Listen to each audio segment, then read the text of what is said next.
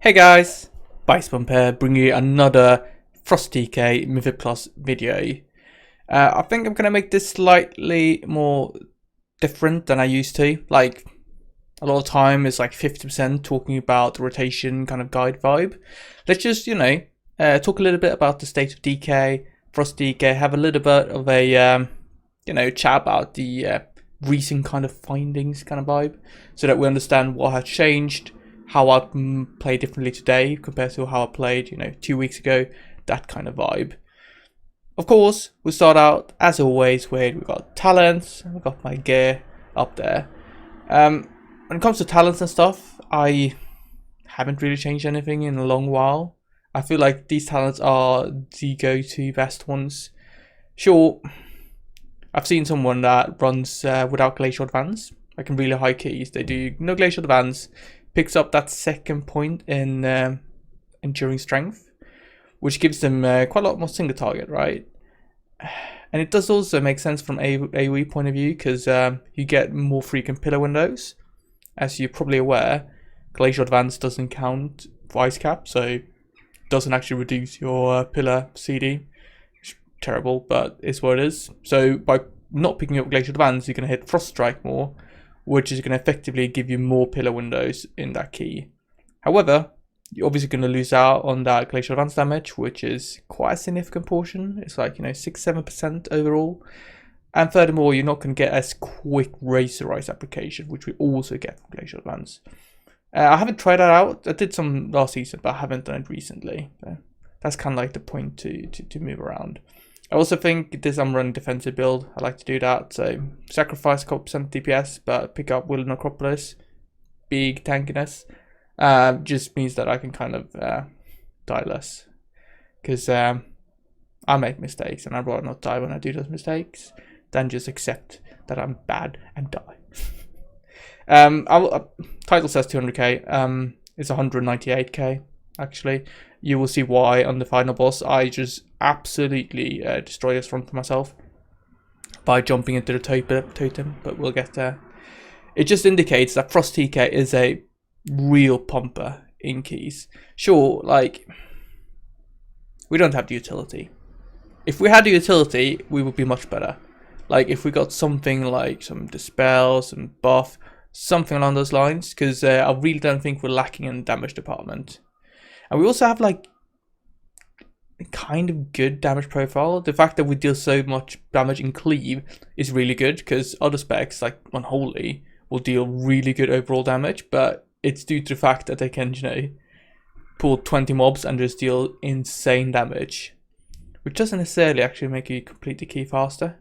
So the fact that we're really good at low target counts is a benefit for us, since we can still hit really high overall. The main negative aspect is the fact that we don't do that well on single target. I feel like we do kind of similar to other classes, but not like we're doing great. Sometimes it is, but like, that's the kind of vibe I'm getting. Alright, this run, we're going to clear this quite easily. The tank is pulling really well here, which is a reason why we managed to get so much DPS. Like, big pulls is what you need to do this kind of damage. But also, it's about doing the rotation properly. And let's talk about some key aspects of this, what's going on here. Because I have a couple of thoughts that I've been, gathering up over the weeks in this season so far. So let's talk about pillar window, let's talk about double killing machine, when to do that, and let's talk about remorse's winter usage. So essentially, pillar window, what you can do, just like I did there, is stack up double killing machine before you pop down Deafening K, right? This is a tech, and it has to do with the fact that if you pop down Deafening K as a second GCD, it will finish before pillar, generally. So you lose out a little bit there at the end, and that can be catastrophic if your final GCD is a killing machine proc, because you lose out on that cleave. Terrible. So what we do is that we double stack killing machine, so we spend 2 GCD before Deafening K and guarantee that overlap at the end. However, we only do this when we don't have Frostman's Fury. If you have Frostman's Fury up, that's going to be your last GCD, so it doesn't matter that Deafening K won't be up at that point. So the play is essentially if you have Frost's Fury, you do Pillar, and then you generate 1 Killing Machine proc. So spend 1 GCD. I could do that. You see that? Spend 1 GCD and then I go into Death and Decay. Because I know that my final GCD is going to be Frost's Fury. If I don't have Frost's Fury, I essentially do double Killing Machine. This doesn't mean that you should kind of like always go double. Sometimes you get a natural proc and you don't want to kind of overlap. Oh god, I died there. That's terrible. Still got 200k roll, by the way. Let's just scroll up there. Let's see. There we go. I'm also a bit hesitant here because sending Frostwind on your final GCD, it feels a bit, you know, close sometimes. I'm like, is it actually going to be affected, or I'm going to mess up my Frostworm? I don't know. Anyway, that's what I've been doing recently. So with Frostworm, do 1 GCD and then Death and Decay. Without Frostworm, do double. And if you get a natural Killing Machine proc, you can send out Obliterate and then do Death and Decay just to get that final overlap in your Death and Decay. One more point, Robo vs Winter. So I think I've been misplaying this for quite a long time. So I've always been saying that, you know, in your pillar window, Obliterate is sacred, and you should always either generate a Killing Machine or consume 1. This doesn't apply to Remorse Winter actually. So if Remorse Winter comes up in your pillar window, do press it, because that single button is such a huge amount of damage over its duration. So if you hold on to it, you can use it afterwards, you're not going to buff it much, whatever. Obviously, ideally, use it right before a pillar window, but sometimes that just won't happen for you. Then you should actually press Remorse Winter, right? This is something I've run like 2 or 3 keys doing this, so really new, but that is the play. Final point, you know, obviously I'm skipping a lot of the natural kind of like how to actually play Frost DK, but I feel like the other videos after that, this is kind of like, you know, a bit of a good chat video, discussing the run, you know, also talking about the new tech. Final one, Death and Decay usage, something I also changed my opinion on. So previously, I was like, you know, wait until you get a natural Killing Machine and then pop down your secondary Death and Decay. Don't want to do that. So the play is to actually pop it down right after your initial Death and Decay window. You can actually even do so that you bank up double Killing Machine. So right at the end, instead of consuming Killing Machine proc, you generate 1, pop it on your secondary Death and Decay, and then do double procs. Right? That is a feasible thing to do. Because in reality, you don't lose that much strength. The fact if you have enduring strength means that we get a nice damage boost after your pillar. So that is a very good time to actually do your kind of secondary burst window. Your blitz won't be hitting as hard, but they will still be strong. By the way, this boss, Frost is just cracked. Like, it's Jesus Christ how much damage we do here compared to other classes. The 3 target cleave is just perfect for us, and we can just go in and absolutely smack these bosses. Anyway, that's kind of how I play it. So right after my first Death and Decay, I pop down the secondary one only if I have it. That also means that naturally I will never use a Death and Decay in a way that I can't then use in the next pillar, because that's generally how it works out. You have 12 seconds and then you get 30 seconds CD on Death and Decay. So if you use one right after, it's going to be 42 seconds, and that's kind of a cooldown pillar Frost. So you're never going to end up in a situation where you kind of go, oh no, I used Death and Decay too much, I won't have it for this pillar window. Alright, this is going to be blatant padding here. These guys die quickly, so I'm going to send my dragon quickly as well. Can you blame me? You know, we like to see big damage numbers, so sometimes you have to be unethical. Also, if you haven't noticed, I have a pocket PI in this run, so that's also a reason why I get a lot of damage done. I feel like we discussed Gathering Storm sufficiently. Like, you know, it is difficult to prolong. I think when it comes to embellishments, picking up those highest pants is probably going to be really good for us. We've done some sins, by the way. I ninja pull there. Whoopsie. Happens to all of us, right? When it comes to embellishments, this is something I haven't touched on that much in my previous videos. I feel like it's important to mention that, you know, the haste pants that gives you like a significant chunk of haste at starter pool, they're really good for Frost DK, because realistically, the majority of our damage comes in that first portion. And furthermore, we get benefit from Gathering Storm, because we're going to use several Remorses early in the pool, which means that haste is going to help rolling that into the second one. And then that first pillar window, of course, is going to get more GCDs with a haste. So as soon as I have Sparks to spare, that's something I'm going to craft Mythic Class. And then I'm going to combine that probably with the Lariat or the Versatility wrists. Depends on how many gems I have. The sockets. When it comes to trinkets, this probably should have come out earlier in the chat, but I'm running like Anvil and Vial here. Kind of fine. Anvil isn't great. Vial is best, I think. It lines up really nicely with every dragon. And generally also lines up with Pillar. Because Pillar is, you know, around 45 seconds. But I would really like to have the class trinket as my secondary one. Just something nice, stats, lots of stats, good chunk of DPS for that, and not have to deal with I know Anvil having to reset whatever. You can play around Anvil, by the way. Like you can hit grip like critters to keep it up, whatever. I can't be asked. So that's just how it is. All right, at this point in the run, we're doing a 285k DPS overall. Pretty solid, I'd say.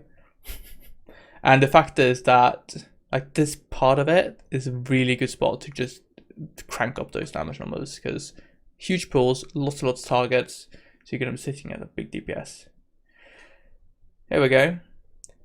One thought there, if you notice that, I'm just looking at my rotation there. I had like more Swinter 1 second left. I should have just pulled my pillar for that, I think. Because, yeah. Losing that 1 second probably isn't worth it when you know, you essentially waste a killing machine use on it. So I don't know. Other news, you know, just managed to clear Sarkareth, which was good stuff. So got my first reclear going. This means that you will soon see some more boss videos coming out. I have essentially just killed each boss a single time. So happened with this tier that extending just turned out to be a really good play. Especially because Skarn is such an awful boss, Jesus. This means that, you know, having killed a boss a single time, I haven't been able to do that good damage, and I'm not very happy putting out a video where I'm like, you know, oh, this is how you do good damage in the boss, and then I'm like in the gutter. Doesn't make sense to me, so you're just gonna have to wait, and there will be videos. There's quite a lot of tech when it comes to DK, primarily holy DK though, with how you use your cooldowns, defenses, and so on. So I'll do my best to kind of capture that in a accessible way. You might have seen my Sarkareth video already, but there will be more others. Now let's talk about the run here until I come up with something else I want to randomly talk about. So when it comes to these packs, right, ideally I want to use my pillar, CD, everything at the start. And, you know, if we do them quickly enough, that's kind of how it's going to align. You can see here, though, that I actually got 2 pillar windows going into these ones. It's a tricky decision, right? At what point is it a waste to use another pillar versus holding on to it for the next pack?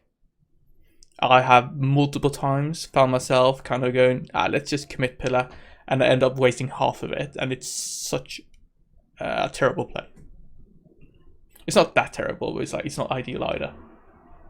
In this scenario, you can see that this was the play to use pillar there because we have it back up again. The thing is, if you're too afraid of using it, you're going to end up in situations where you hold on to your pillar and you end up losing an entire cast. And it's just going to be terrible for your overall damage and the speed of the run. 267k. This is going to drop towards the end of the dungeon. Like, this is definitely the part where we're like big, pull big, lots and lots of small mobs. End of the dungeon, we have a bit bigger ones, like 3-4 target cleave, that kind of vibe. Go into the pool, as always, you know, remorses, go in, pop your pillar with Howling Blast or Glacial Advance, and then go into your weave rotation and do 300k DPS. Here's something I want to talk about: Glacial Advance usage versus versus Rhyme. recently I've been starting to prioritize Glacial Advance a bit more. Specifically when building stacks of Unleashed Strength? What's it called? The strength buff that stacks up to 3. The play is, at the start of a pool, you want to prioritize building those stacks above using up Rhyme procs. The thing is, right, this is a situation where you have a lot of competing factors that makes one spell better than the other, and vice versa. So let's just go through them so we can understand the reasoning here. We have Glacial Advance, so what does that do? Well, it does damage linearly with number of targets, which means that the more targets we add, the more damage it does. So double the target, double the damage. This is better than Rhyme, which has square root scaling, which means that it doesn't scale as well. However, Rhyme does more damage up to around, what is it? Like 7 targets, 6 target-ish? That kind of vibe. Glacial Advance also has a high chance of giving you back a rune, because it's using up rune power, right? Furthermore, it applies raise rise to our target, but that also Rhyme does that. But it also stacks up those iso talents, increase the attack speed, and the strength buff. Now Rhyme, the core benefit there is that it acts as consuming a rune. This means that for Gathering Storm, it counts towards that, so it will increase your most winter damage and duration, and it counts for your pillar kind of strength buffing. And it turns out that that strength buff is exactly the same as you get from the Unleashed Strength, whatever it's called, right? So using Rhyme gives you effective 2% strength via the pillar kind of mechanic, which is the same as Glacial Advance. So you might think, well, why don't I always just use Rhyme then? Because I'm going to get the pillar strength and I'm going to get the Gathering Storm. The reason is that you only get the strength buff during pillar. So after pillar, obviously it drops.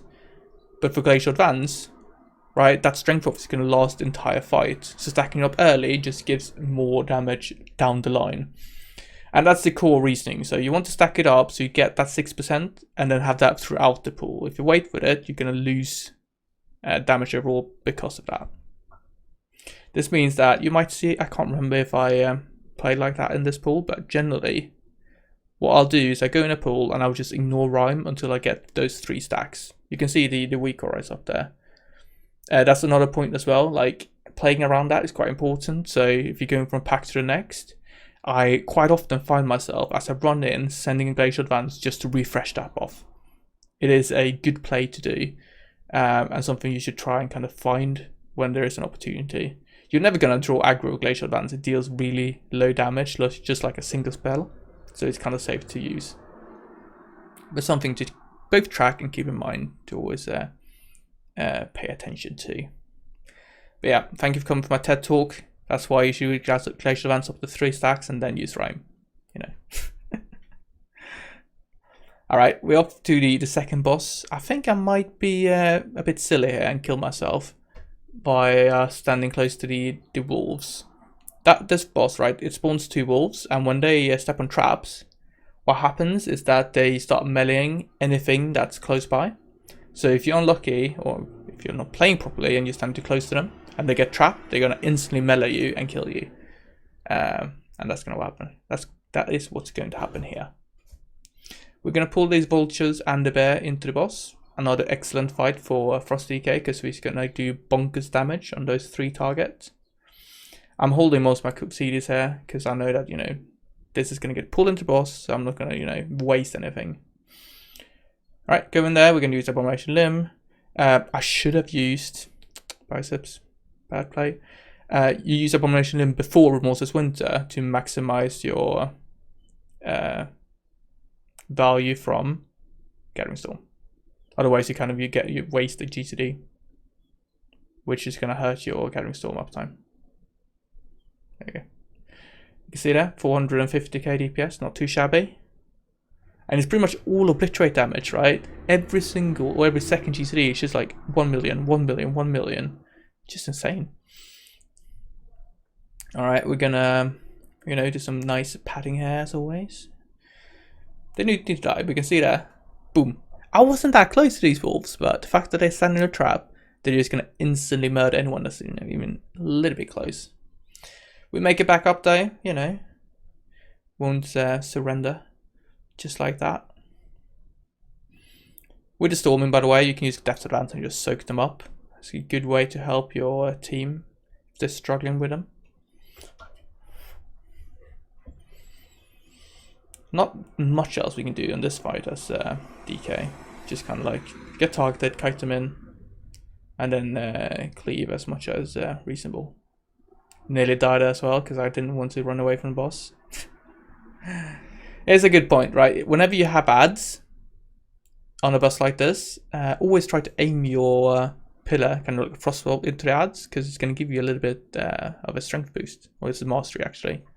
It stacks up, right? Frostwell gives you more mastery the more ads you hit with your pillar. So just a way of essentially funneling some damage into the boss. Alright, boss dead, easy peasy. We're gonna make our way to the final boss room here. You can see here I have a bomb and my empowering weapon. You can see I'm quite good at using those together. So you get this really big burst window. Like the big burst window you can do is when you have Abomination Limb, you have the powering weapon, and you have your trinket, so vial ready. Mate, that is so much damage.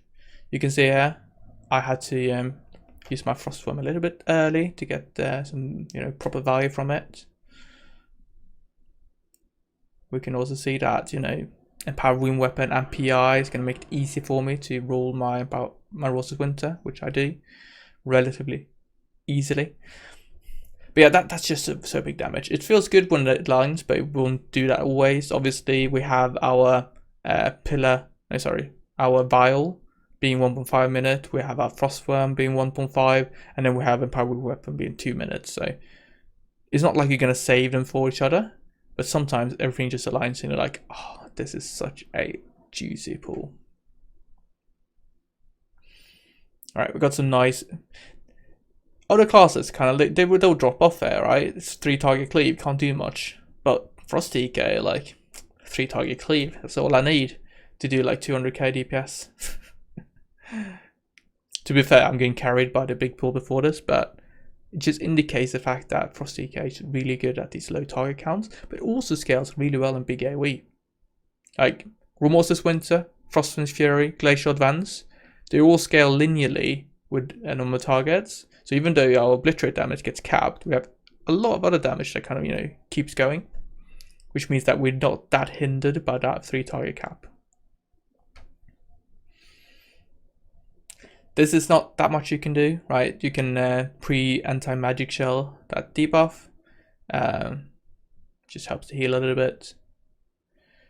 But otherwise there's not much tech. You might have seen on the trees in the section before the second boss. You can use Iceman Fortitude on that when they do the big AoE if they don't want to run out, because it just stuns you and it doesn't do enough damage to be dangerous. So it's kind of like whatever.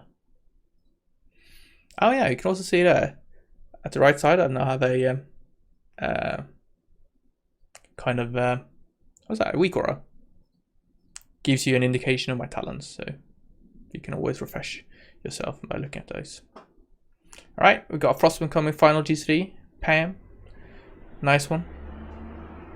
This was that big burst window I talked about. So we both have power weapon, we have all the trinket and so on.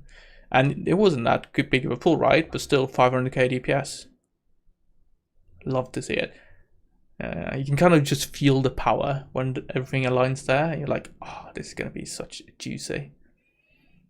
We're going to have a pillar up. I'm obviously going to save it here. It would have been wasted on this guy. But we're going to use it on everything here. It's a bit dangerous here because you can ninja pull quite easily, but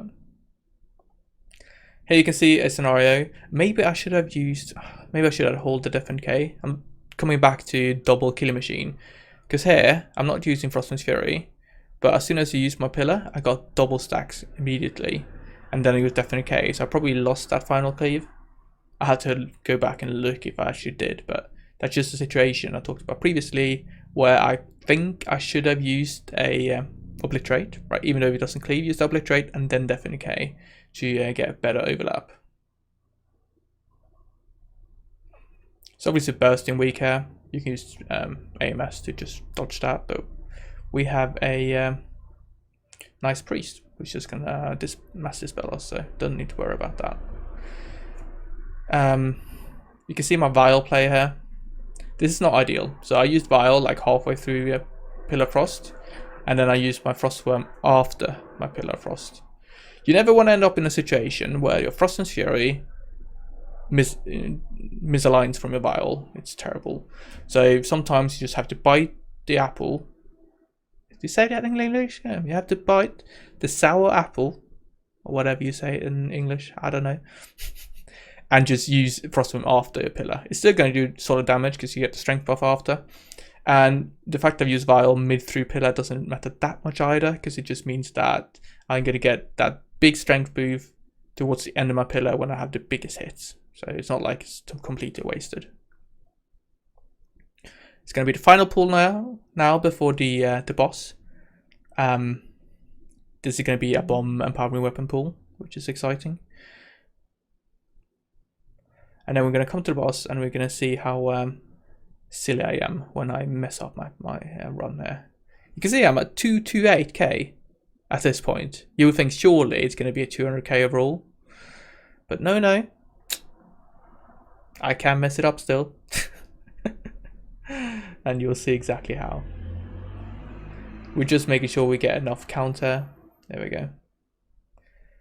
Probably would have been nice to get the count in like proper full pulls. It's gonna hurt the overall as well, but it's what it is. When we engage the boss, I'm gonna show you the overall. It's pretty much all just obliterate damage, and then you have what's this winter. You got some frostworm, glacial advance, some rime damage, that kind of vibe. But yeah, if you feel like you're lacking a lot of DPS at Frost TK, it's generally not about, you know, your stats, or can be about your gear, but fundamentally it's about, you know, executing those pillar windows properly. That is where your damage comes from, and if you mess that up, you're just gonna, you know, do terrible DPS. That's just how it is. You see that glacial advance refresh as we run in. Like to see that. So what's gonna happen here is that I'm gonna realize that the totem spawning does a really large amount of damage. Once you understand that based on the kind of the indication here, that looks like a swirly, right? But you know, I'm gonna jump straight into it and die, which is too bad. It's where it is though. All right, let's see. Gonna spawn the next one. This also tells you that you shouldn't be jumping around too much, because I didn't have time to react. And there we go. Too bad. I'll have to wait for like 2 minutes. Terrible. Happens to the best of us, right? Let's see. Alright. We're back online. Whew. But yeah, I'm doing 23k DPS on this boss, which is terrible. On this fight, like, what we can do is pop down Deafening K and cleave off the totem. Something it's useful to do. Other than that, not much to do. Ideally, don't use a pillar on the boss, use it on the totem, because the totem is like the most important target here. You can use AMS to dodge the burst here. Quite good to do it when it does Decaying Strength, because this combo, as you see there, does a lot of damage. So having your AMS off for that, just going to make that easy to survive. Anyway, you know, boss going to go down. We're going to hit 198k overall. Sorry about the thumbnail clickbait, but a man gotta do what a man gotta do. Leave a comment down below. Let me know what you think about Frost. You know, are you getting invites? You know, is it just my name? You know, people like the big pump. I don't know. I'm not having difficulties getting invited, but I think I'm heavily biased. So that's something. Let me know in the video, or down in the description. You know, any questions, anything at all. Happy to look at logs, that kind of thing. Leave an upvote, downvote, consider subscribing, and I'll see you guys in the next video. Thank you very much for watching. Bye bye.